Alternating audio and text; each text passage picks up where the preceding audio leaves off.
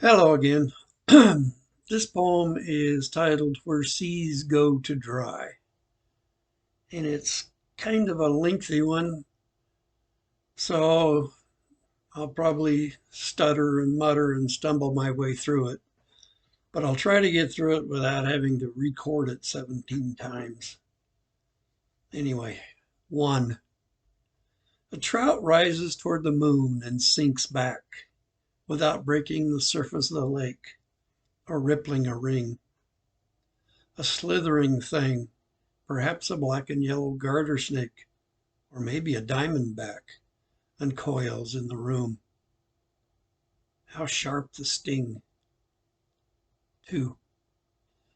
I've seen the sun peeled like an orange and watched the moon lower its ladders, pale, luminous, like strands of DNA against the black waste of space. That isn't Jacob's head resting on the stone, and those aren't angels gibbering from the rungs. 3.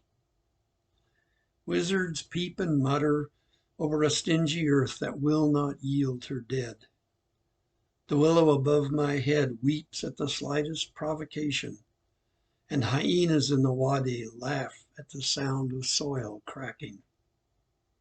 But I know things over which the willow will not weep, and jokes that make hyenas cry. Stars twinkle in the evening sky above a black mare and a roan approaching from the east. Along the jetty, wet with spray from a gray-green sea, an old hag cackles at the bellowing of the sails.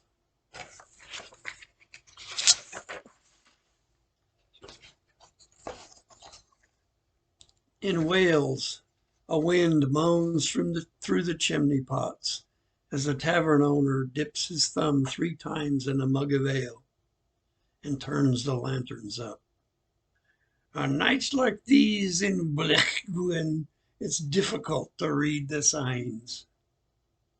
4. Merchants stand aside and cry, this is not the way these seas were meant to dry. 5. In the square, a fisherman flakes the scales from his fingers into the fire and wraps his cloak a little tighter. I'd leave the seas forever for a glimpse of me bonny Heather, kicking her heels up o'er the lee, if it weren't for the song of the mermaid playing oceans of love in me forehead whene'er I go down to the sea. You're one of them, the maiden America cries. Your breath smells like a gooey duck and gives you away. Darn your socks, I don't know what you mean. I'm the egg man. And we're the leg men, and your eyes leave amber footprints. Damn your streams, it's not what it seems. I am the walrus, goo-goo kachoob. Near Cockscrow Inn, a hole opens up and sucks the fisherman in.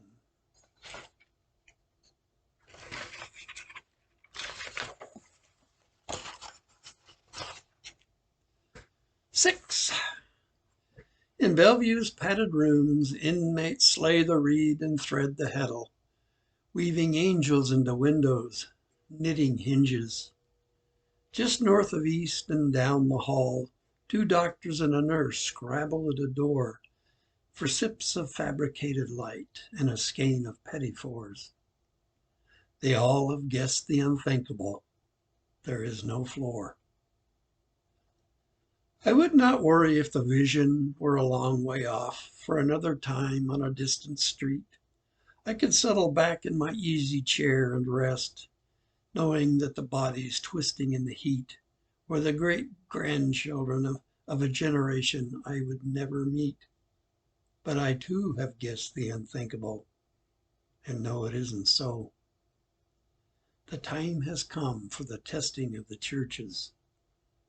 Blessed are they who make it to the joining together of the holy ones. 7. Drawn by the aroma of roasting fish, the fisherman crawls from the sea up the beach of a desert island to a ring of fire in the sand, where a man with eyes of heather, holy hands, and amber feet beckons him to eat. How many times do you love me? The fisherman answers, 3. Feed my sheep. So it is that an island encircles the ocean, and the sand swallows the sea. Thus endeth the burden of the desert of the seas.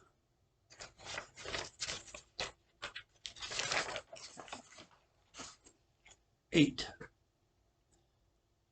An eagle rises toward the wind and sinks back without breaking the surface of the air or rippling the light. How bright his smile is there, where the lilies lack the will to break the skin.